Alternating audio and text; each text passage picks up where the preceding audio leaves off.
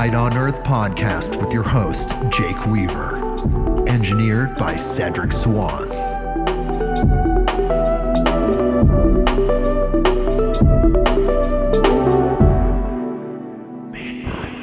Hey, everybody. We are back with another episode of Midnight on Earth.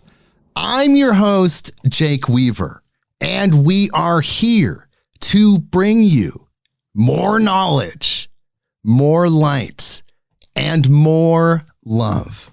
And today we are going to learn about the 8 circuits of consciousness and more with Dr. Rachel Turetzky and Dr. Douglas Wingate. They are the authors of the book,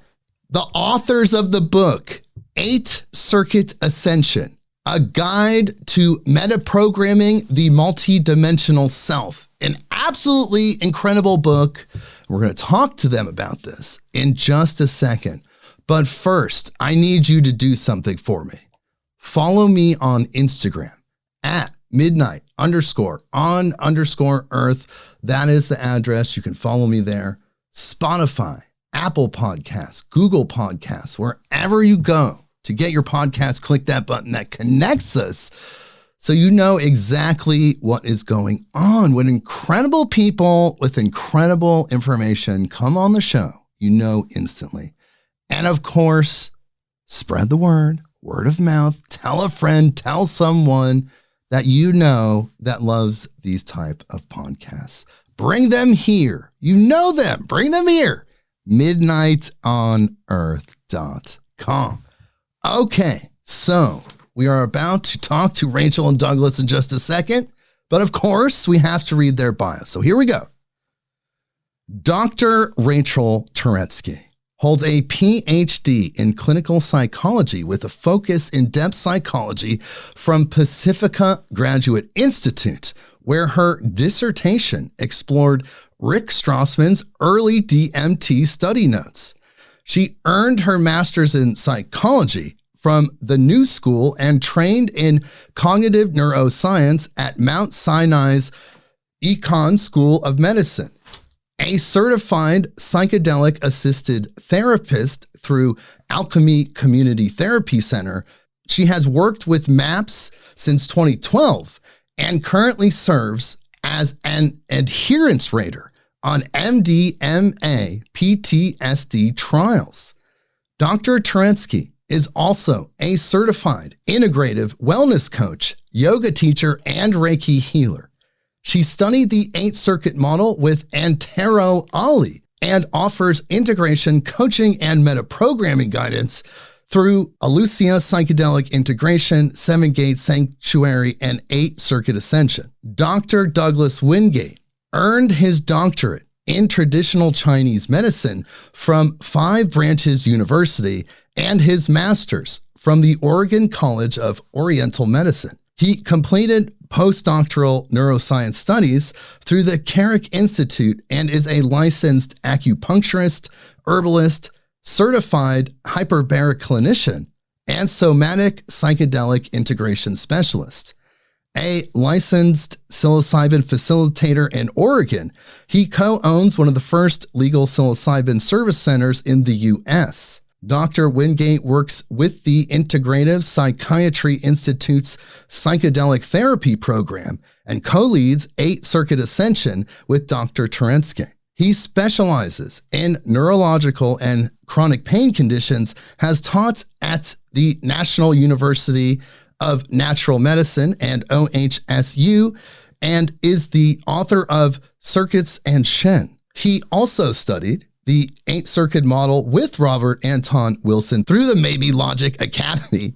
And both of them are here with us today. Hello, guys. Hello. That was a mountain of information. What an incredible situation. This book is absolutely amazing. The energy of it is amazing. The energy of the full moon that is shining down on us, this cosmic energy is amazing. And I'm really glad you guys are here. Definitely glad to be here. Thanks so much for having us and talking with us. Yes. Thank you so much for the kind words about the book. So tell me, And tell our listeners who may not understand what the 8 circuits of consciousness are. Very briefly, help them understand this in a very general way. The 8-circuit model of consciousness was a model that was originally put out by Timothy Leary to try to explain different states of consciousness or states that we experience, different levels of human experience or different types of human experience that we have. So there's 8, as you might guess, that are laid out in this model. Leary originally laid it out as 7, and then the more work that he did within the legal psychedelic research at the time, and people reaching and attaining broader scopes of practice or broader scopes of consciousness, expanded that into 8. So in short, the first 4 circuits basically lay out developmental psychology. So a lot of what's established within psychology and kind of like the different developmental phases that humans go to until we reach adulthood. And then the circuits 5 through 8, the second 4 circuits, sort of explain more transpersonal or mystical states of consciousness and different levels of consciousness or expanded states of consciousness that people tend to experience. So it's a model that's able to lay that out and then discuss the inner dynamics of how those all function together, and then different ways, or at least our work discusses different ways to work with that and kind of get a firsthand understanding of kind of the spectrum of human consciousness.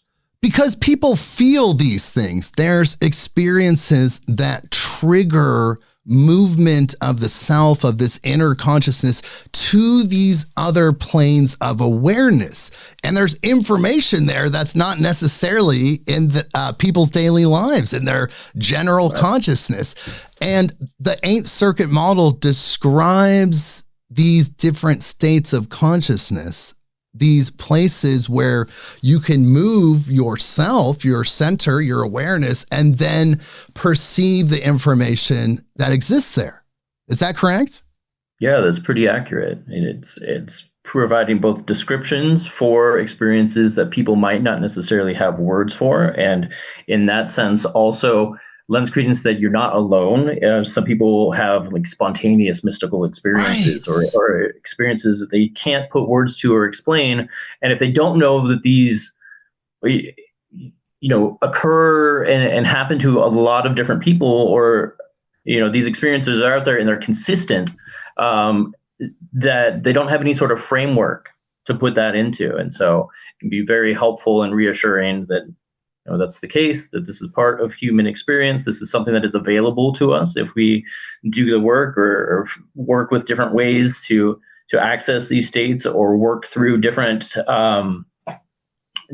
either trauma, negative experiences, what we refer to as negative imprints, being able to navigate those and sort of steer them for ourselves, take them under our own agency. So Robert Anton Wilson added to Timothy Leary's original concept, but where did Timothy Leary base his ideas from? Was it intuition, his own inspiration, and putting information together on his own, or was there a genesis for that? Rachel, would you like to field that, or would you like me to? You've answered this question pretty precisely before. So. Yeah. So Timothy Leary, he was inspired by a lot of different schools of thoughts, and of course, he was traditionally trained in psychology and was working at Harvard in their psychology department. But it got increasingly more influenced by different schools of thought that included some Eastern currents. So, for instance, he did his own translations of the Tao Te Ching. He did interpretations of the I Ching, both Eastern approaches to sort of spirituality and the human experience. And so the 8-circuit model, the particular origin is kind of shrouded in a bit of mystery as far as what direct influence Timothy Leary had in the establishment of it. But at that time, he was both pulling from his Western psychology training as well as these Eastern currents, and also doing the research with psychedelics and getting these firsthand subjective experiences of people who are going into altered or expanded states. And so eight circuit model sort of became the culmination of all of these different currents and information that he was working with. Wow, that's really interesting. So then Robert Anton Wilson, of course, being in the same circles and also being a great thinker of his own right, maybe not the psychedelic frontman as Timothy Leary was, but a fantastic and great mind. We actually had a Robert Anton Wilson biographer recently on the show who wrote the first biography, and it's his Gabriel life. Kennedy. Yes, Gabriel Kennedy. His book is absolutely incredible.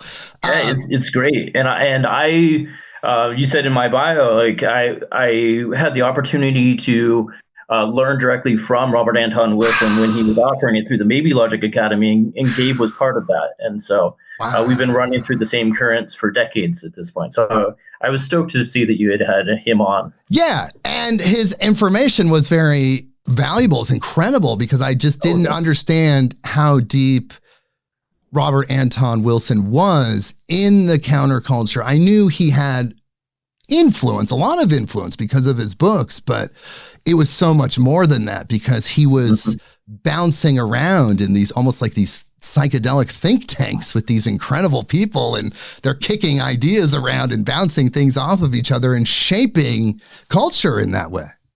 Yeah, he really, really was. And, Robert Anton Wilson and Tim Leary were really close. And even when Leary was in jail, that's actually when a fair amount of the eight circuit model was put together and developed. And there was a lot of communication between Bob and Tim. And so they were sort of co-developing in a sense, or developing their own portions of this. So, of course, Tim published his material, and Tim's material was a lot more focused toward like the overarching evolution of the species, right, and phases that it goes through. And then Bob's work was much more focused on how you as an individual can apply this in your own life, in your own spiritual practices or personal development practices.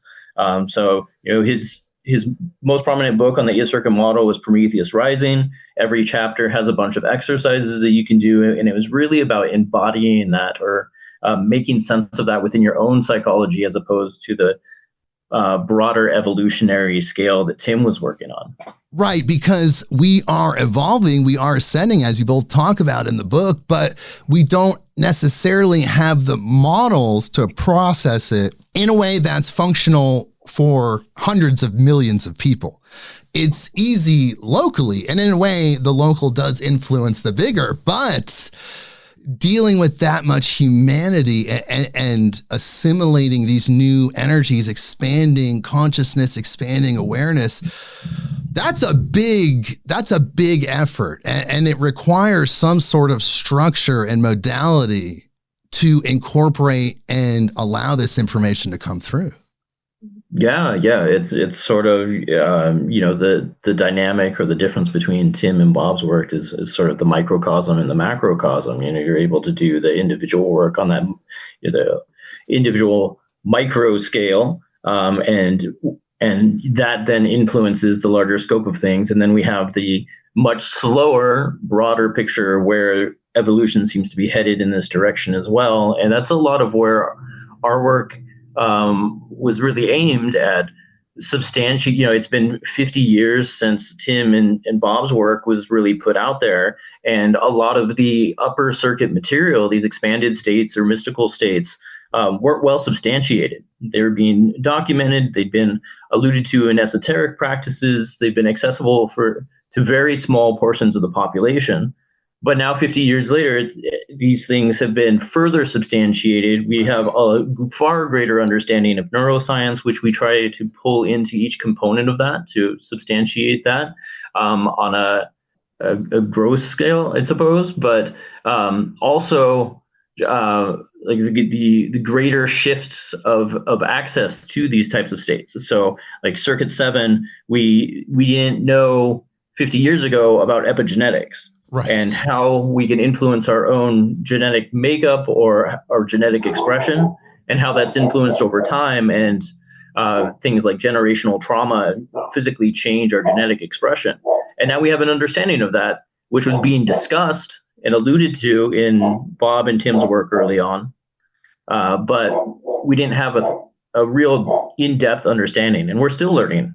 Right, but now there's decades of new data, new information.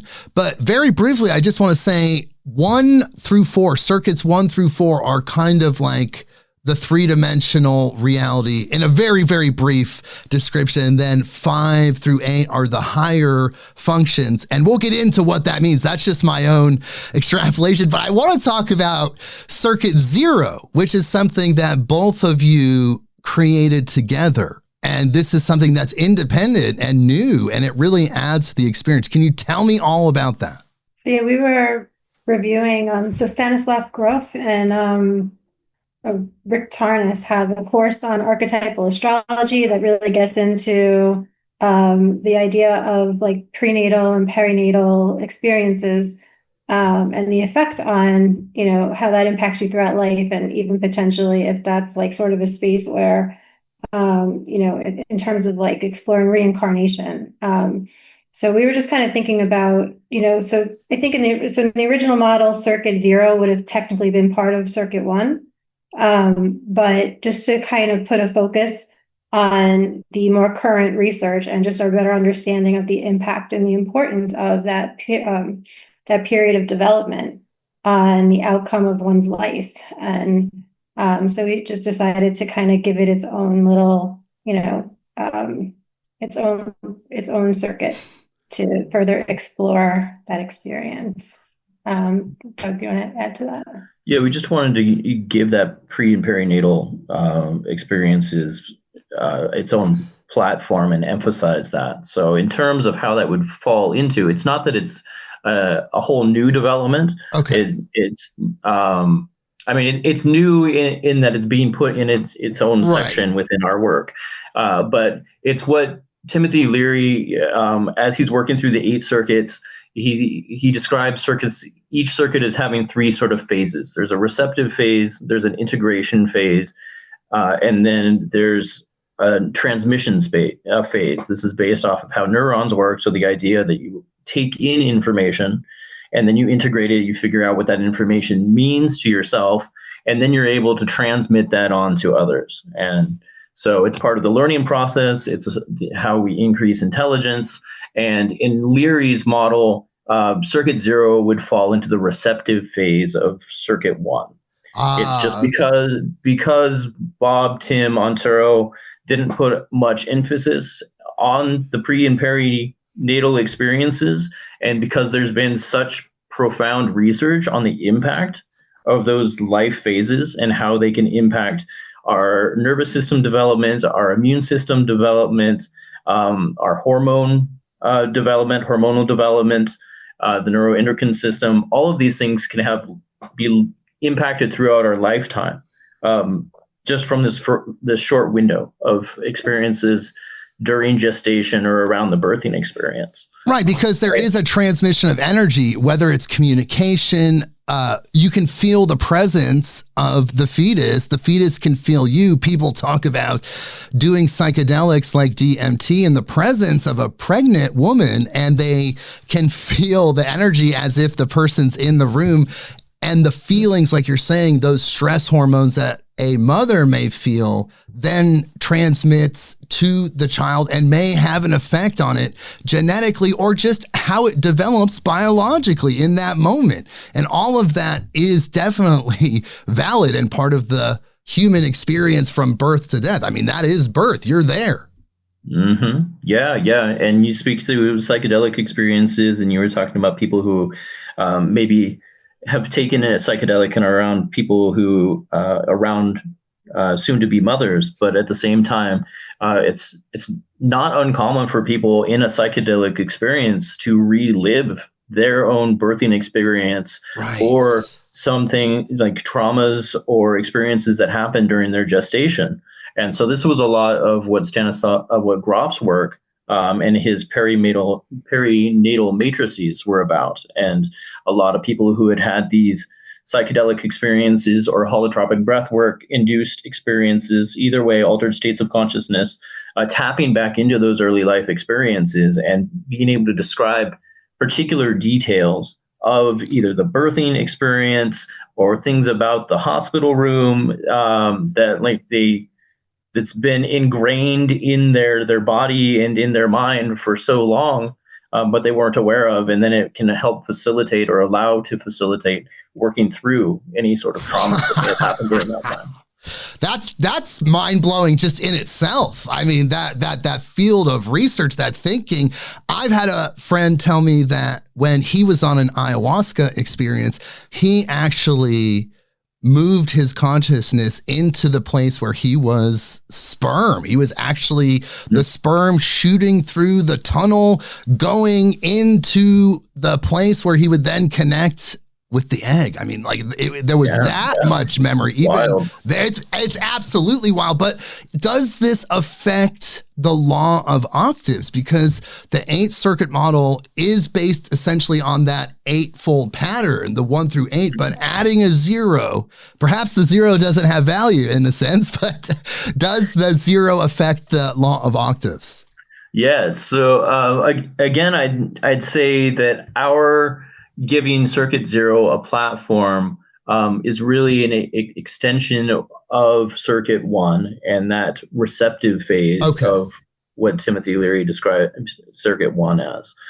So I don't consider it to mess up the law of octaves. We've also discussed that Circuit 0 or that gestational state, or there's this idea that, like, within the law of octaves, as you complete the octave, you reach the high end of an octave, it's going to move on to the next octave, to the lowest portion of the next octave. So it opens up conversation around things like reincarnation and that time between death and birth and what may be going on there.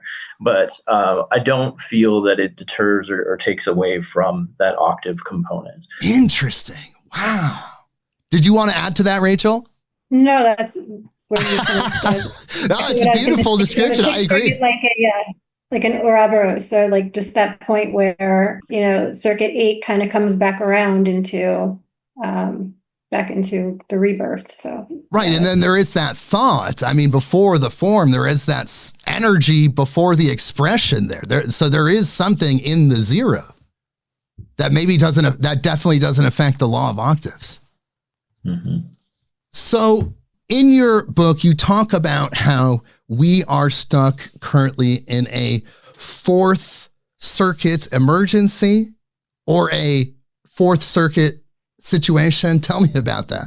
Well, I think what you're referring to is that Circuit 1 through 4, as I said, really describes what we generally consider developmental psychology and what so many schools of psychology have taken a look at. So we have early development, we have early childhood development, we have adolescent development into adulthood, and that kind of encompasses that first Circuit 4 stages. And each one of those tend to happen linearly.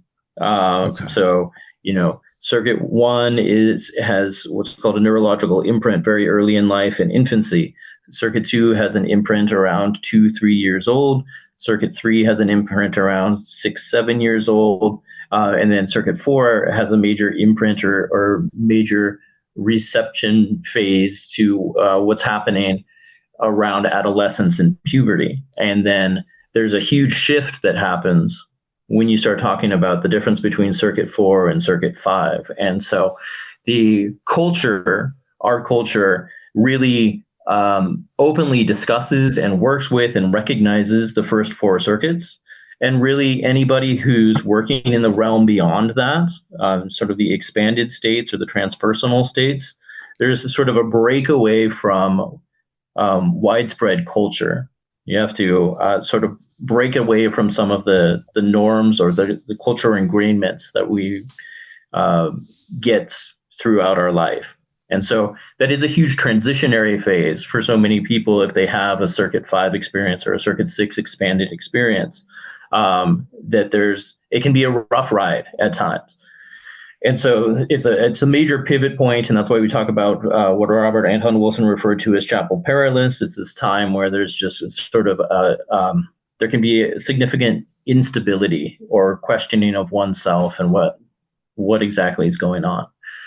So there is sort of this, again, if you think about it as an overarching evolution, we're at a pivot point where more and more people are recognizing or having what would be considered circuit 5 ecstatic blissful states, and whether or not we're reaching sort of a tipping point where that becomes wide enough to be encompassed within general culture, I guess. Yes, it seems like that is happening, as you both point out in the book, that there is a movement forward. People in a general sense are far more interested culturally in esoteric things. Things like yoga going mainstream are all indicators of moving into this greater circuit 5 consciousness as humans, which is really where we naturally evolve to. It seems like as conscious beings evolve and grow and learn from each other, eventually this integration of the circuitry happens in a natural way. Though natural does require people taking action. It requires people taking action personally and also in a collective sense. But there is that evolution, that acceleration, that's almost ingrained in the DNA. What do you think about that? Yeah. Well, Rachel, would you like to comment on that? I think similar, like, how Bob always talked about like the jumping Jesus phenomena in terms of intelligence. I feel like we're kind of seeing that in terms of this more transpersonal type of intelligence. And especially I think with just the internet and social media and the information that's available now that, even back when I was first, getting into like the whole esoteric thing and psychedelics, to learn about anything, you really had to like somehow stumble upon it in the first place and then go digging through actual like bookstores and libraries and kind of know what you were looking for in a sense to then go seek it out. Whereas now it's just sort of everywhere and it's everywhere and almost trendy, and just seeing like this just amazing interest and normalization and like more cultural acceptance. So I do think that there's just, that natural moving in that direction at like this exponential rate, just because of the, I guess, openness and availability of information, and that it has this really, I think people have, in a sense, like just the way that the modern world has been so like soul draining, so people are looking for something to give their lives meaning and something more. And it's just this thing that now is like, wow, okay, I heard this anecdotal tale of how this has, healed somebody's depression or cured somebody's PTSD. And, so I think that there's this kind of void that people are trying to figure out, like, how do I get out of this? So, I feel like it's just, like you said earlier, just this amazing awakening that's just been happening at such a rapid pace in the past few years. It does seem like there is a psychedelic renaissance. I mean, like you were just saying, it was very difficult to find these quote unquote black market items, but now they're so accessible, culturally accepted, almost pretty much. They're in the mainstream dimension in the sense that they're jokes and television shows and movies. It's pop culture. Psychedelics became pop culture again, but not in the overwhelming way where it was this like tide of consciousness in the 60s. This is more integrated, more experiential. People are sharing their experiences online. They're learning from each other. They know what to look for. And I believe they're intuitively attracted to truth. So when they adjust their sensitivities even a little bit, if they're intelligent, if they're looking for that guidance, they're going to find the right information. And then through these other experiences, like the psychedelic experience, expand their awareness and expand their consciousness. It was interesting to it was in 2017, August of 2017 was when the FDA gave MAPS the breakthrough status, that it was like they put on the fast track for approval for MDMA treating PTSD. And so with that was like sort of the first entry point where you started seeing some news articles in mainstream papers. And then shortly after that, in 2018, Michael Pollan released that book, How to Change Your Mind. And then that was it. You know, if you remember, absolutely blew up. That book was published, it was all over New York Times, and, you know, basically like every major publication was all over, you know, kind of this new spin on how psychedelics are almost like this panacea, you know, where it's like they're just this amazing potential to heal and for, you know, for mental illness and all these different, you know, positive spins that just, you know, months prior, you know, it was still very like fringe and, you know, unacceptable. And, you know, like you take acid and you're gonna, you know, be a glass of orange juice for the rest of your life, or, you know, just that type of, you know, programming that they really tried to demonize psychedelics as like this horrible. Yeah, the microdosing trend was an example of that. All of a sudden, executives, tech executives, athletes, everyone's talking about microdosing. And then that did blossom into other things where, quote unquote, we did that a lot this episode, quote unquote, celebrities are talking about ayahuasca trips and things like that, where they would perhaps lose their job. Now they're being explored, looked at in a way that's not negative, but just in a way that's like very neutral. The pop culture and like the tech world, I feel like it's been like its own underground thing for a long time, because a lot of people that I've known in the tech world, you know, through Burning Man and other types of experiences, you know, they were exploring that, you know, microdosing and using psychedelics. Oh, of course, yeah.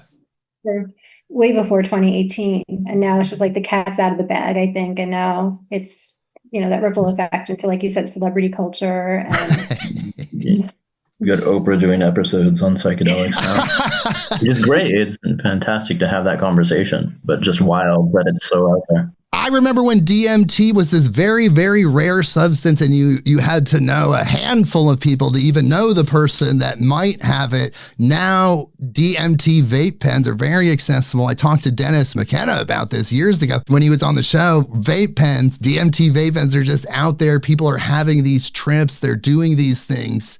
And it's happening in a mass scale. It's even in high schools and things like that. That to me is mind blowing. Yeah, I can't imagine thinking back to being in high school where, you know, you try to get some shitty weed, and now you just got kids hitting DMT vape pens. Well, hopefully they're learning something very good from those experiences. It's just interesting how things are blossoming and things are growing. So then that is, you're saying, in a collective sense, moving into Fifth Circuit, Sixth Circuit consciousness. Yeah, just there's just as the amount of knowledge is expanding, and as the conversation is expanding more and more, that the shift is sort of happening. But it can be a tumultuous one, which I think we're seeing in different places, different pockets, as this conversation becomes more and more. You know, cannabis is considered sort of a catalyst of Circuit 5 consciousness, the endocannabinoid system and activation of that by whatever means. Tends to lend itself to the type of experiences that you would associate with Circuit 5, these blissful, rapturous states where you're experiencing your body for just enjoying it, just for pleasure and for the sake of enjoyment rather than mere survival.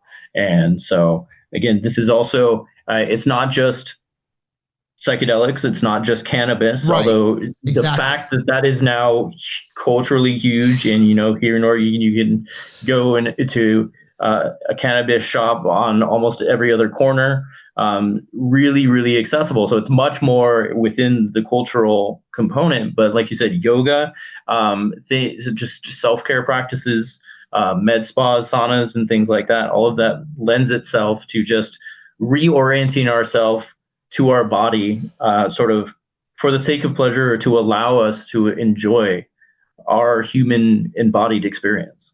Yes. And so that shift is happening. It is happening. And those substances, those things were always there for us. They were just kept behind a gate. There was gatekeeping happening.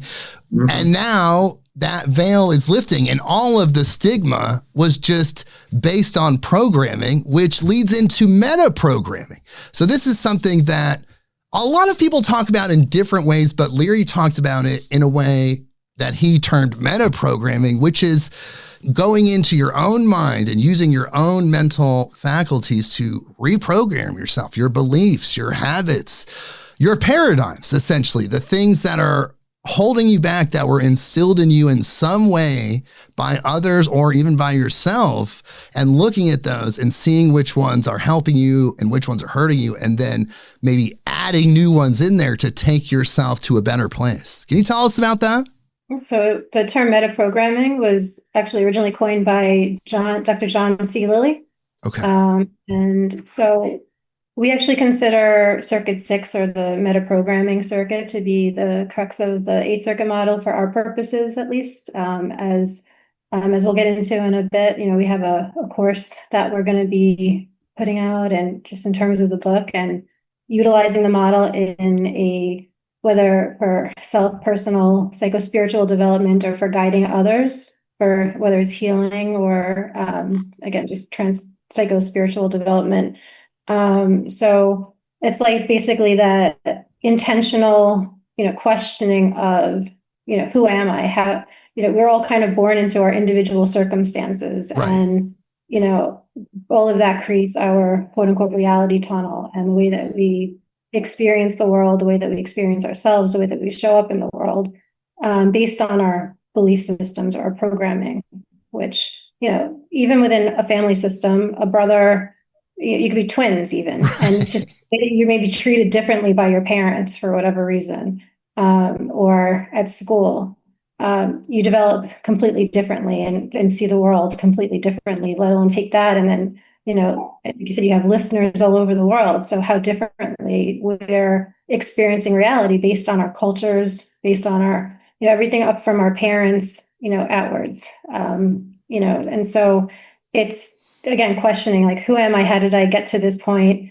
Is it really in alignment with who I really am at that, genetic level? And, or, what are my values, and why did I come to get those values in the first place? And so it's sort of like, when you explore like the occult, and you get into these practices that are kind of designed to strip away conditioning and to enable one to question. So all those lower circuits, which we all experience throughout our life, that's typical human development. And then be able to kind of re-imprint, so to speak, some of those experiences needed to find balance in those circuits, and to just be more, less of a robot, so to speak, and just live as like the authentic version of yourself, into circuit 5, really finding enjoyment. It's not just about survival, but getting into a place of where you can really enjoy life and the pleasure of the senses and being a human. And then onwards and upwards to, not to say, the upper circuits are better than the lower circuits, but exploring these, other dimensions that maybe, if you're kind of trapped into the more mundane mindset, the very, more limited, like what is currently accepted in most Western culture, like, we're just humans having a human experience, and the, like, these ideas of psychic phenomena and communing with extraterrestrial intelligences, or having these transpersonal experiences, like, so many people are so close to those things, but to question and open oneself up to that, and to then start to maybe, like, how do I have these experiences, or are they accessible? How are they accessible? And to go into these other spaces. So metaprogramming sort of is, I think, that entry point into these, even higher states of experiences. Because when you get a hold of that power, per se, when you have that ability to do that, you can then process the information coming from those places. I'm a firm believer that there is information, consciousnesses, other civilizations in those realms, multiple dimensions, angelics, galactics. It's all there, but it's just about expanding your awareness and not closing off the energies. because that metaprogramming, getting to a point where you can move energy within yourself with your mind, you can then connect with other energies with that same mind. Yeah, I mean, it's an increased awareness about how your own nervous system and your own brain is processing things. And so, metaprogramming is built off of basically applied metacognition. Meta meaning that you're able to think about the way that you're thinking and the things that have influenced the way that you're thinking, and then being able to adapt that or actively make changes to that. And with that can allow for these more expanded states, as well as working on old programs, old experiences, old traumas that may no longer be serving you, and being aware of those things, and also aware of the mechanisms through which that continues to impact or feed into your life, and being able to make the conscious decision that those things no longer serve you. Exactly. It's almost like, it's like an exorcism. You're just pulling these things out that are causing damage to your life. Yeah, so, sometimes with some of the psilocybin facilitation that I do, it can quite literally look like an exorcism at times, as people are working through some of their old stuff, or coming to these epiphanies, these revelations of completely different perspectives that they hadn't had before, or different ways of looking at things, or an awareness that they have the power, the ability to make those changes. But it can look pretty intense at times. So you're saying that when they have these like really big frequency shifts, these drastic revelations, something shifts them in such a way that they purge those lower frequency things. It has like a psychosomatic reaction. That must be scary sometimes. It's intense to watch. Yeah, I've seen psychosomatic literal purgings that have happened. And so, that's not across the board. Right. I mean, some people will have massive revelations and epiphanies that happen as they're very inward, and they may not make a sound. They may not really move at all, but internally, they're processing and doing a lot of really heavy lifting, a lot of significant work that's happening. But sometimes it does come out with really dramatic flare as it's happening. Really interesting. And it's very interesting. And tell me what you both think about this. It's very interesting how fragile the human is. We have this ability to just manifest. We're like, I don't want to say we're gods per se, but we have that within us. We have this manifestation ability. We can make something from nothing. We're very powerful when we come together. We're like a unstoppable force in a way. And yet physically and emotionally, we're so fragile that any waywardness in development can cause significant developmental damage, and also physical ailments as a response. It's very interesting. What do you think about the fragility of humans in general, their psyche and their physical body? I think also first just to recognize like maybe fragility in terms of, like you said, just how just even certain things can just have such a massive impact, but also to kind of focus on how resilient also, like just the mechanisms that are in place. Exactly. To survive those types of things. And, and some people just have like, just not to compare different types of traumas, but I mean, really extreme things and surviving that, yes, it can have a very, negative impact on development and so many parts of the self, but still, just how amazing the human spirit is and the psyche to be able to withstand that. It's kind of also the beauty, I think, of the 8-circuit model is to be able to map out where certain things might have happened in one's life so that you can really focus, what types of, also applying different types of treatments to different types of, or approaches to different types of experiences. So like if somebody had, a circuit one, a trauma during like their circuit one development, you could really focus on like, somatic approaches versus, somebody who's had, maybe something that have impacted them like in their circuit 4 development, where you might focus on, more group type of therapies or things in terms of, focusing on, just where you can apply very specific approaches to, very specific injuries.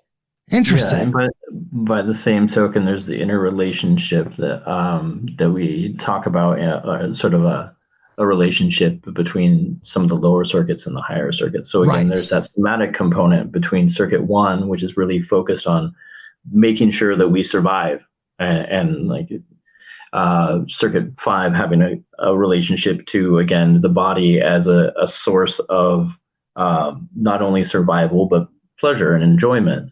And by the same token, like circuit two has a relationship to circuit six. So if somebody has a really destabilizing expanded state of consciousness, and it falls into the category of what would be circuit six, there are exercises that you can do. You can do different activities that are very focused on circuit two to really help ground or root that experience, or process or integrate that experience.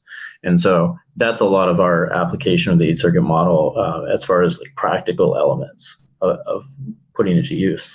Well, I thought that was great about the book is the fact that you actually give people exercises for each circuit. And you talk about how some people can have overdeveloped circuits or underdeveloped, and what that looks like, and then the things to be in balance. Because really, like you're saying, there's a correspondence between certain circuits, but in general, you want to essentially have a balance of all the circuits. Yeah, that goes back to what Rachel was saying, in that, like, while the circuits 5 through 8 have historically been sort of referred to as the higher circuits, Right. but that's not a hierarchical implication of like one being another better than another, or striving for a particular aim. You're not striving for circuit 8 experiences at all times, so much as they tend to become broader in scope and more complex in nature as we discuss them, and that's the reason that we put them in the order that we put them in.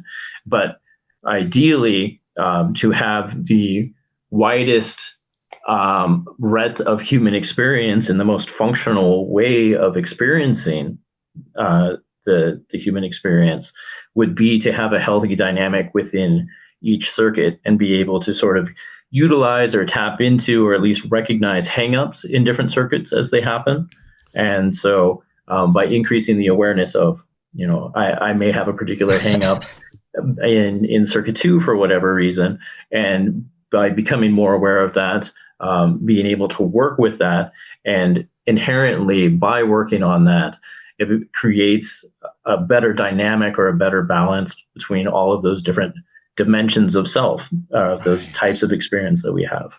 Did you want to say something, Rachel? Just what Doug was describing about how the higher circuits could kind of counterbalance or act as like a shock to, if you're stuck in a lower circuit, or how Yes. the lower circuit can act as an anchor to the upper circuit, if you're having like a destabilizing type of experience. Just how that's referred to, Antero Alli refers to that as verticality. So just kind of looking at the relationship between the upper and lower circuits. So that's explored also in our book and in Antero's work as well. And really, when you're interfacing with people and you're trying to be a loving human, you're emanating that love. You're pulling information from each of the circuits in a way to form a response that's rooted in love. Mm-hmm. Yeah, absolutely. Interesting. That's so fascinating. So circuit 7 and circuit 8 kind of have an influence on DNA. You talk about how DNA is consciousness in crystalline form. But then in the circuit 8 level, DNA is like a receiver and transmitter. Can you comment on DNA's role within the 8-circuit model? Want to get that one, or you want me to, Rachel? You can grab that one. Sure. Yeah. So again, in terms of the different circuits, and as you work through 4, 5, 6, 7, 8, working upward, that they become broader in scope, and more complex in nature. And so Robert Anton Wilson referred to circuit 7 as the morphogenetic circuit. They discussed genetic consciousness, being aware of our own genetic makeup. And then, as I said earlier, us being more aware around epigenetic expression, and how our personal experiences and everything from the diet that we eat to experience that we have and experiences we may have in everyday life, or even from our ancestors and from family members prior, how that's passed on generationally. We now have an understanding of that. And so Circuit 7 has a lot to do with awareness around that, and also the interconnectedness of the human experience within humanity as a whole. So it also includes Jungian archetypes. It includes entity experiences. It includes being able, having access to spontaneous knowledge or awareness that people may not have had ready access to, other than that spontaneous access. So there's just it's and Jungian's or Jung's collective unconscious falls within that as well. It's interconnected knowledge that seeps or is entrenched within humanity as a whole, which includes our common thread amongst humans within our DNA. So the conversation shifts when you start talking about Circuit 8 experiences. Circuit 8 experiences tend to be highly mystical states, or what have been referred to as non-dual states or unitive states of consciousness. Leary referred to it as the metaphysiological circuit. And so it's moving beyond. Circuit 6 is an awareness of our nervous system, our brain, how it operates. Right. Circuit 7 being an awareness of our genetic makeup, and how that operates and how that influences humanity as a whole. Circuit 8 experiences have to do with moving beyond our physical form. So the experience can be ego dissolution. So you lose or step away from sense of self completely. You can feel like you're taken out of your body. It includes things like out-of-body experiences or near-death experiences. And so there's a whole different awareness where there's this unitive nature. You're recognizing not only this common thread between other humans and within humanity, but this common thread between what we experience as our personal self and the cosmos. Right. And so it's just a whole different conversation. So it's like that universal consciousness, but currently it seems like, based on your book, that the most critical shifts in humanity, in a way, is reawakening Circuit 8 collectively, getting to that point where we all realize that oneness. I mean, I think, like Doug was saying earlier, it's not that one circuit is any better, or it's just a big piece of the puzzle, just to be able to experience things in balance and open oneself up to. But I think, yes, like having that awareness, even because I think a lot of people don't, not being able to tap into, the fact that, we do share this kind of universal energy. I think if somebody did have that sort of ego dissolution, although that even too nowadays, it's like there's like this ego power trip. Have you noticed that? Of like, I need to take this heroic dose and have ego dissolution, and now I'm more spiritual than you or something. And so the psychedelic ego. Yeah, no, I've been dealing with that for decades. But yeah, no. So I think just, as people just organically, maybe have these experiences but again, on all of the different levels, each plays its own part in, balancing the individual in the microcosm, and then you balance the individual, you help to balance the collective. So as people integrate this knowledge and they take your courses and they learn this information, they read your book, and they're living it, what happens at that point? I'm sure you become some sort of like beacon. You're like a tuning fork. You're like out there affecting the matrix, essentially. Your frequency is affecting the greater collective frequency, and it's causing some sort of shift on some level. Yeah, I mean, if you want to put it in those kind of terms, but I think as somebody works on themselves and they do a fair amount of healing on whatever level, whether or not be hang-ups or negative imprints in early circuits that they may have, or expansive experiences that have really opened them up to, expanded states of love or empathy, that does tend to resonate out, or other people tend to subtly just be aware of that.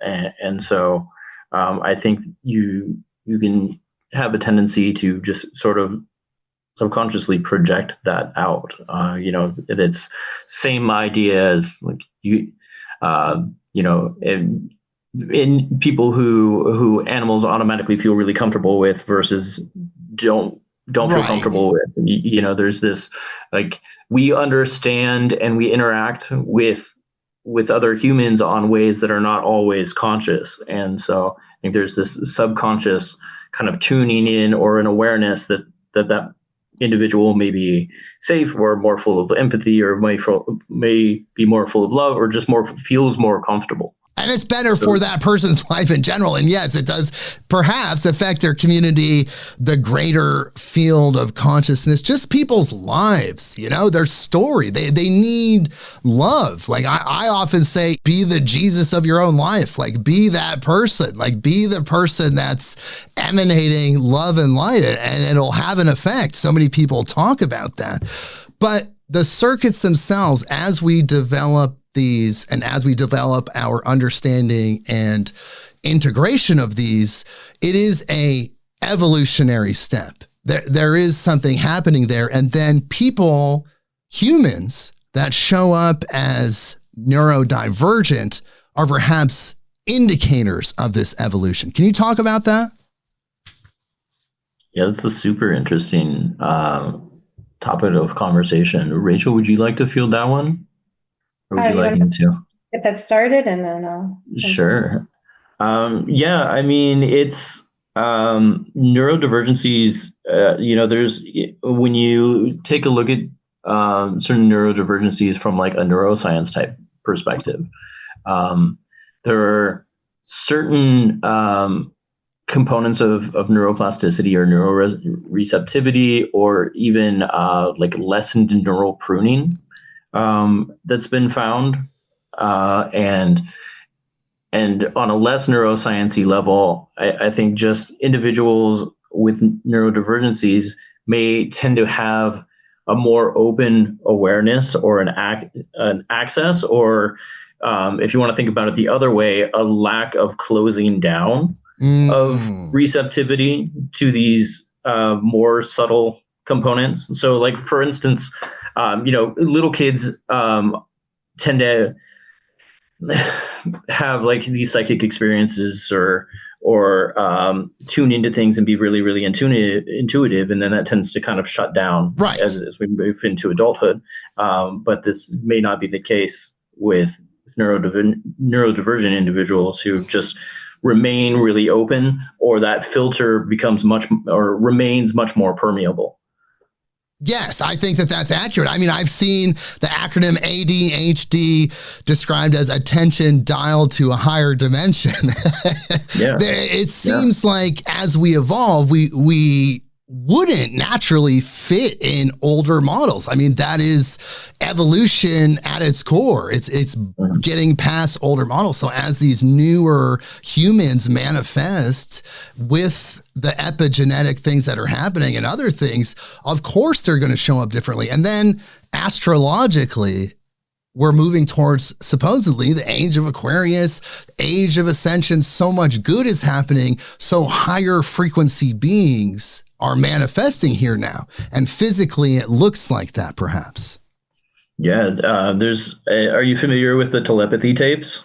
Perhaps refresh my memory. It sounds familiar. It's a podcast series, and there's been I don't know that. I'm sorry. Taking a look into telepathic experiences of autistic individuals, and how they're substantiating and really validating that these individuals who are on the spectrum may have this expanded receptivity and have these sort of telepathic experiences, and it's being really substantiated, you know, in research. Really, really interesting series and research that's being done. And, you know, these telepathic experiences are something that tend to crop up or fall into like circuit 6 realm, where one's nervous system is becoming opened up or more expansive or more receptive to information. So, for instance, with psychedelics, serotonergic psychedelics like psilocybin or LSD, you know, colors become more vibrant, your sensory experiences become more acute, but at the same time, it's not uncommon when I'm facilitating a group psilocybin experience, that people will have common threads of thought or even common experiences, or just flat out say, like, I felt like I was communicating with you, and they felt like they were communicating back, and there was like this subtle form of communication or near telepathy.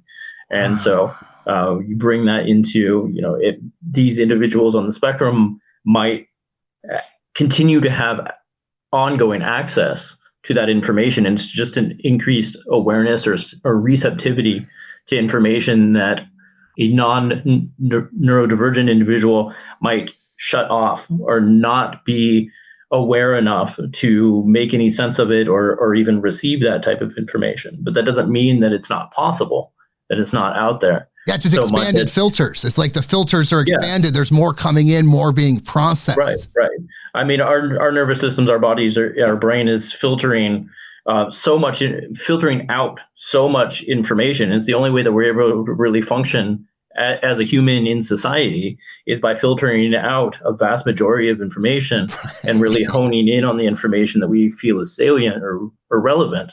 But there's a lot more that might be accessible or available to us. Oh, yes. And it does seem like communication in general, we vocalize with sound, but half of communication is that thought projection. You're forming the thought in your mind of what you're going to say. You're projecting that thought as you're verbalizing and vocalizing that. So the projection is just as valid and contains that same information. So yes, of course, it seems like it's possible to bypass the verbalization and just project back and forth to each other. This is how I feel like pets communicate with their owners. I mean, like, come on, these dogs, these cats, they don't speak French or Spanish or English. They're working off of the projections. Mm-hmm. But interesting, like on that too, though, is just how there were studies on how pets can actually have a sense of when their person's coming home. Like even if it's a different time, but there's just like, they just react right before they're driving up, like they just know. Yeah, and that field of consciousness is there. The field is interfacing, it's intersecting. I mean, the Heart Math Institute, they've studied so much into how the heart can perceive information before it's present. And that field in itself is like that. It's really interesting. Yeah.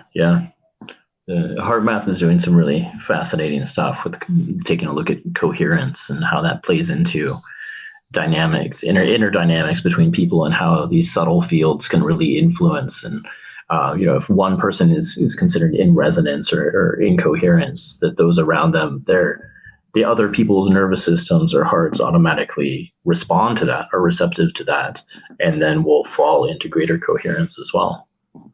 So what does that mean for humanity? Does it really mean that our ascension is moving into more of a collective consciousness? Or do you both feel that as we evolve, there will still be a sense of individuation, but perhaps by accessing what people are calling 5D consciousness, or these higher information sets, that the perceptions, the way we look at reality will be so different that those things will just be kind of manifesting, be taken care of, and will be together in that way? What do you guys think about that? That kind of brings us to the third book, or third portion within our book, that's referred to as the postmodern era, where we have a conversation where we kind of discuss or ask questions around that, like what would that look like if people were doing this work, or healing a lot of things, or applying metaprogramming on a larger scale. Defer to Dr. Rachel on this one, if you'd like to elaborate a little bit on the concept of how that plays out or might play out. Yeah, so we just sort of imagine what we kind of think, like if you do the work, and everybody's an individual, so it's going to look, different for everybody. But overall, ultimately, sort of like Crowley said, right? It's just the do what thou wilt shall be the whole of the law. Love is the law, love under will, right? So the whole idea, basically, the only tenet of that philosophy, so to speak, is, basically find your will, live your purpose, and let other people do the same. And so if we all basically had that, freedom to explore ourselves and to just be authentic and to live our purpose, But with the only thing is, as long as that doesn't infringe upon the will of others or the rights of other Right. people to do the same. So then it's just really like imagining what would the world look like, if, and individuality was encouraged and freedom of thought and spirit, like what we are taught at least to think about the Renaissance, this time, this flourishing of creative thought and this golden age kind of experience where people were just seeking out higher knowledge and higher types of art and philosophy, and took an interest in these types of things. Like imagine now in the world where it's a strange like polarity where there is such a ascension in ways and openness, and then also like a sort of dumbing down and this sort of like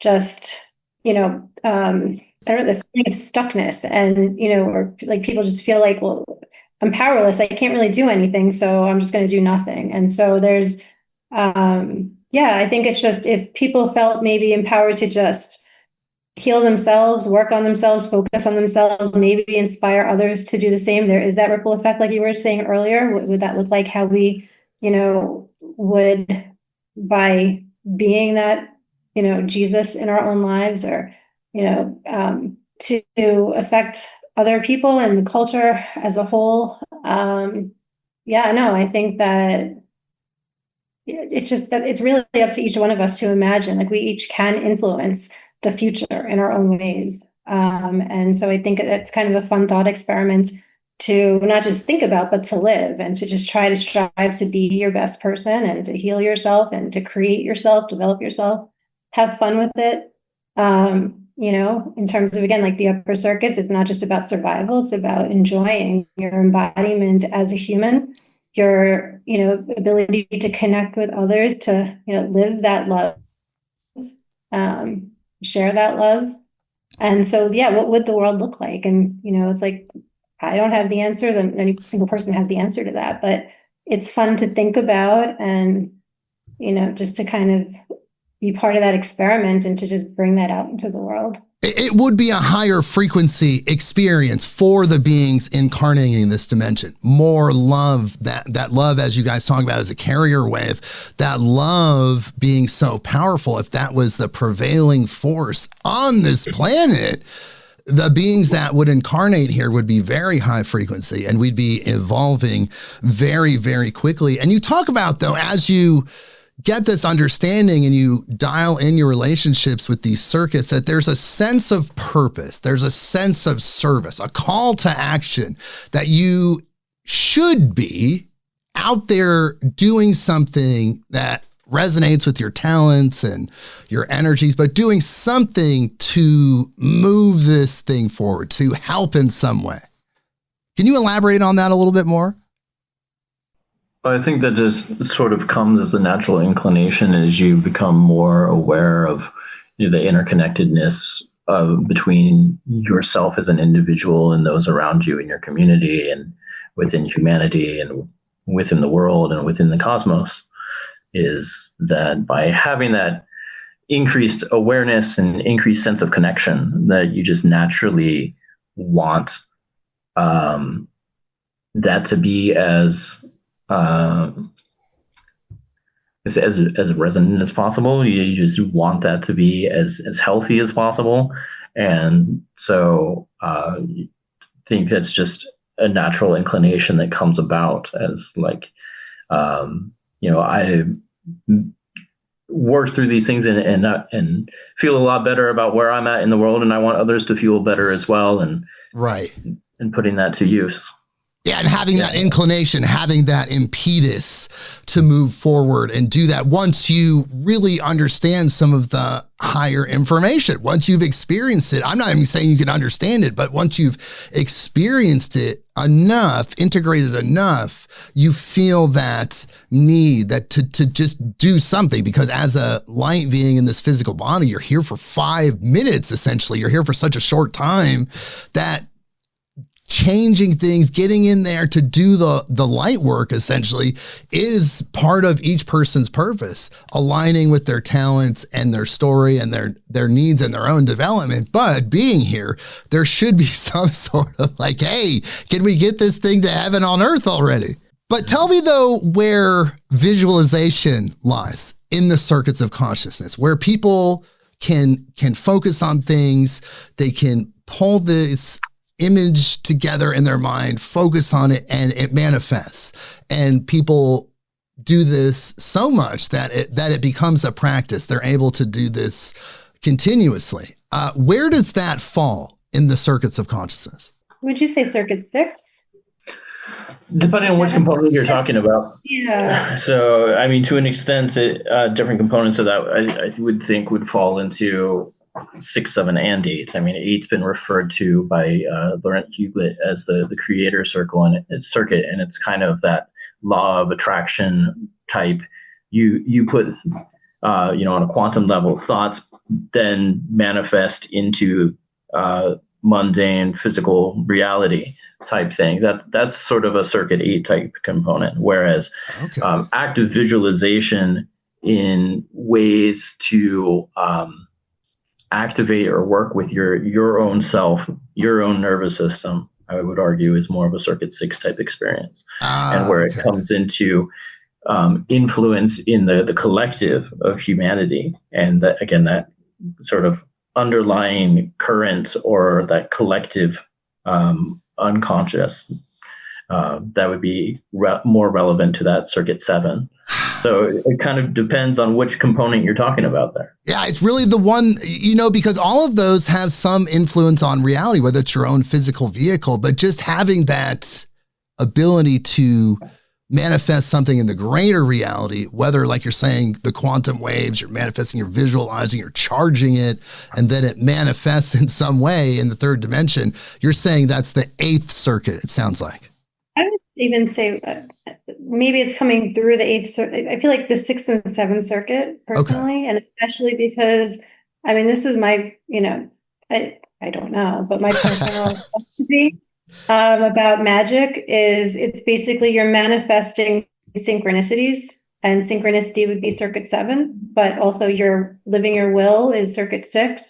And so like that overlap, I feel like synchronicity is something that, it's a meaningful coincidence, right? And right. So it's in your subconscious, and it's like a blend of the personal and the collective. It's like that overlap, in the Venn diagram. So it's, I feel like and maybe if it is something a little more from beyond, you're channeling that.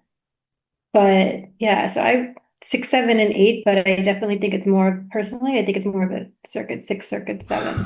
Wow, it's just really mind-blowing that we have this ability. You can see that throughout humanity, people are not utilizing these natural gifts that we have, but some people are, and it's absolutely riveting what the human mind can do when you're able to move your consciousness into these places. You can truly have an effect on the world. But before we close our conversation, I want to talk about your courses and your other things, but I want you guys to highlight and tell people about some of the dangers of putting too much energy into one circuit, or blissing out, or hanging out in one for too long, how to stay in balance. Like, what are some of the things you could give people, not necessarily warnings, but just things to be aware of? Yeah. You want to talk about treadmilling? Let's just say, so if you do stay in one circuit and there is that stuckness, then obviously, as we were saying earlier, it's about balance. And so you want to be able to recognize if there is too much, and there's exercises, again, to counterbalance, say, circuit 1, as Doug said earlier, if you're feeling like you're just too, in your body, to maybe like fight or flight survival mode, there's a lot of trauma, ways to focusing on how to break free of that. You would want it's called a shock, like a de-anchor, a destabilizing, but in a good way experience, something to break you out of that from the upper circuit, circuit 5. So to really focus on, how do you, one, process that trauma, move through it in some way, and then really experience like the bliss experience. But also just, again, it's about balance. So how do you focus on, like, if you are treadmilling in one particular circuit, or why, and being able to gain more insight into, just your belief systems and how to expand that. We do have also a workbook coming out. So that could also be something that could be helpful in terms of, like, we do have some, again, what are the circuit imbalances in the main textbook, but also getting more into the exploration and different activities and just things that you could kind of think about to better reflect on those experiences and gain more insight. Nice. Yeah. Well, that's exciting. So there's going to be a companion workbook to this coming out for people to really focus in and develop their relationship with each of these circuits. Yeah, hopefully that'll be out like year's end or sometime. It's in active production or active editing right now with the publisher. Okay. So it goes through, it gives a summary of each chapter in the main book, and then has a bunch of reflection or journaling questions where you can actively work through or see how those circuits are relevant to your own personal experience and how they might influence the way that you perceive the world, and ways that you might consider, working on that. And if might lend just kind of a couple examples to kind of that treadmilling concept, or being, stuck in one, some of the pitfalls of being stuck in or emphasizing one particular circuit, like with some of the lower stuff. Like Rachel kind of said, if you really heavily emphasize circuit one, that can look like a number of different things, but it has a lot to do with, like, early life traumas or fear responses and things like that, and the perception of the world not being a safe place. And so if you have had an experience either early in life or at some point in your life that has allowed you to kind of get stuck in that circuit, then you can get really locked in that fear response, and it can be problematic in engaging with the world or working on your own personal development. And by the same token, circuit 2 has a lot to do with personal ego and boundaries. And there can be a breakdown of boundaries if you get really stuck in that circuit. The personal ego can get really inflated. And so you can get, may have very egocentric tendencies or even narcissistic type tendencies. And by the same token, if you get kind of locked into circuit 5, which has this bliss state, and you had kind of mentioned, getting blissed out, that can certainly happen. I think we know individuals who smoke too much weed or just get really blissed out and don't engage with the world beyond that. They make that so much of their personality that then they're having trouble navigating other components of self or other components of world or community. And so that in itself runs into its own problems. Right. Just abuse and overuse of these substances to stay in these higher states without doing any service work. There's no work. It's like they're not out there doing anything. They're just kind of floating on cloud 9. It's like good for like maybe 15, 20 minutes or an hour, whatever break you need, but get back to work, which is part of your book. It's like, we got to get back to work. Great to know that that's accessible. It's important. It's good to feel good in your body and feel that pleasure and feel that bliss. But like if you're doing it 24/7, it becomes problematic. And if you're in circuit 8 all the time and you're like one with the universe at all times, you're not engaging with the rest of the world. Right. That's sort of the pitfall of the hierarchical model in some spiritual practices, where like Buddhism doesn't emphasize the body, and you're so focused on refining the mind and the spirit that you're rejecting the bodily experience. And if you do that, then again, like you might feel really great. You're going to feel one with everything, but you're going to be doing that in isolation. You're not engaging with the rest of the world. Right. And honestly, is it really time to celebrate yet? The earth is not dialed in. We need to dial this thing in. When everything's legit and this place is beautiful and we're in love with each other, and no matter where you manifest, you're going to have an incredible experience on planet Earth, then maybe bliss out for a little bit. Then maybe you could sit there. But the work isn't done. It can be a both end, even where we're at now, it's not perfect, but every day to make a mindful intention to, live your best life and, really as much as you can, enjoy your experience despite, things maybe not being ideal. And on the contrary to that is I think is Jack Kornfield. What is the title of his book is like, I forget off the top of my head. It's like After Enlightenment, the laundry or the dishes or whatever.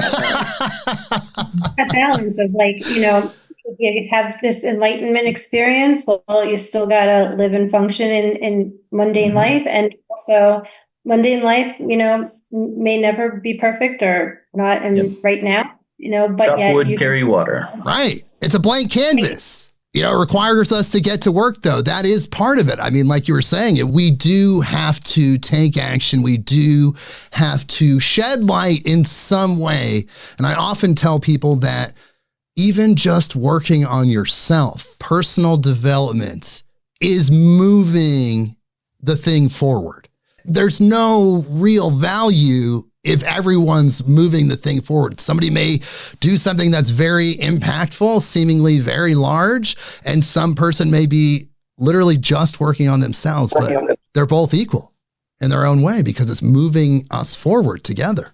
So tell me about the programs. The book, all of the things we're talking about, of course, are in the book, 8 Circuit Ascension, A Guide to Metaprogramming the Multidimensional Self, but you have courses and programs as well. Tell us about this. Yeah, like we mentioned earlier, we have a workbook coming out shortly as well, which is supplemental to the main book. We're working on some additional materials that will be coming out in the future. We have some or other small books that I've put out that kind of build on certain components of the model and within different systems. So related to use of the I Ching or the Nordic runes and interpretations of them within the sort of the currents of self-development. But we've put together a couple different levels of courses that are available. And in the process of getting those up and available. So basically it's 2 different levels of certification or 2 subsets of courses that somebody can take if they're really interested in this material. One is really focused for people who are working with this material, doing the self-work, people who are interested in personal development or spirituality or psychonauts, people who just really want to dive in and put this to use on their own. And then a lot of our desire with putting out the book was to further substantiate and sort of update the model and everything that's been happening over the last 50 years. And we think that with the increased or renewed interest in psychedelic work and trauma work and things like that, that this is a really relevant, important model for both integration and sort of meaning making of a lot of those type of experiences and being able to work within that. And so the second sort of level of course that we put together is more based toward academics or clinicians who are then applying this. So psychedelic facilitators, therapists who may be working with clients and applying this with them. And so it's more of an academic professional type of certification where we really lean into like the research and exercises and how you can help other people be working with this type of material. Wow, that's incredible. So if you're a professional, you're working with humans, you're affecting humans' consciousness, you can take that course. If you're just getting into this, you want to take the deep dive, there's the other course. Yeah. And so a lot of the idea behind the more professional certification is that then you can become certified as a certified metaprogrammer and be able to offer these either teach the material or just be able to have that certification to say, I am very familiar, I've done this work personally, and be able to work with other people in doing that work and helping them through. So they can be out there teaching this once they get that certification. Yeah. Wow. That's mind-blowing, actually. That's huge. Did I miss anything on that? So 8 Circuit Ascension, right now, so 8circuitascension.com is our website. Currently has all of our current publications, and we have some oils and tinctures will be up soon and things of that nature, different merch. But eventually we will also be operating under the Institute of Applied Metaprogramming. So we will be able to kind of make it clear in terms of, what somebody might be gravitating towards, what's going to be most useful for them to have access to the resources that they're looking for that's tailored to their goals. Currently, it is all under 8 Circuit Ascension, but we will be branching out into a sister organization that's more relevant to academics and professionals. So much coming, so much developing. And the website, 8circuitascension.com, it's the number 8. So you put in the number 8, circuitascension.com. And Doug is going to be at PsyCon in Las Vegas in October this year. So we will both be there. Oh, you're both going to be there. Oh, that's even amazing. That's even more amazing. That's incredible. Is it in Denver in early next year? Right. Early 26. You're going to be at PsyCon in Denver. Are both of you going to be there? Did you say Denver or Portland? Where's the next Denver. one? Is that right? Denver in April of 26. Yes. Okay. And are you both going to be there? I have not committed to that yet. Yeah.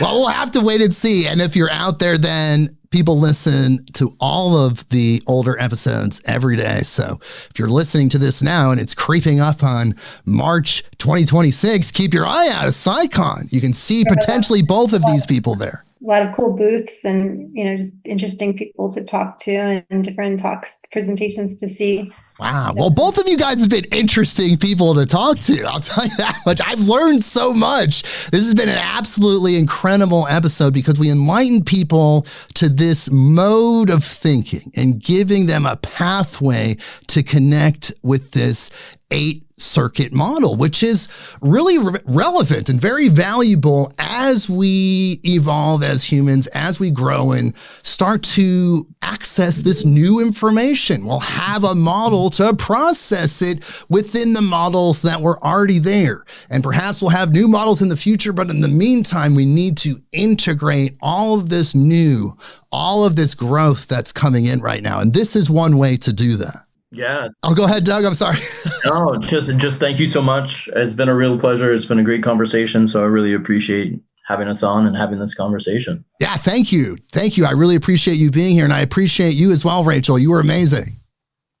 It's been great fun. Thank you so much again for having us, and hope your listeners enjoy the material, and many thanks. Yes, it's been an incredible interview, but we talked about the courses, the books. Is there anything else that you'd like to leave our audience with before we go that you can think of? If not, that's okay.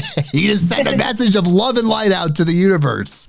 Yeah, much love and light, many blessings. And again, if whoever does look into this model, I hope it is able to deeply enrich their lives as much as it's enriched my own. And just hope to see this model in action and how just everybody's individual personal evolution and how that can mirror and, as you said earlier, affect the collective evolution. So. And people can reach out to you, right? If they have questions about this, like via the website, like there's contact information. If people want to just have a question or two they want to fire off. Absolutely. Yeah. You can message us through the website. So you can sign up for our newsletter to get announcements on when material and courses are available and things like that. Oh, fantastic. Well, I want to thank you guys again for being here. Fantastic episode. You both were absolutely amazing. Thank you so much. Oh, thank you. We'll have to have you back on and revisit all of this, but please hold through the outro music. Everyone else, 8, the number 8, circuitascension.com, the book, the workbook that's coming, the courses, PsyCon, all of that's happening. Check that out on the website. Check out the book, 8 Circuit Ascension, a guide to metaprogramming the multidimensional self. Available anywhere you can find books. Get that. Tell me what you think of it. And we will see you next week. Midnight on Earth.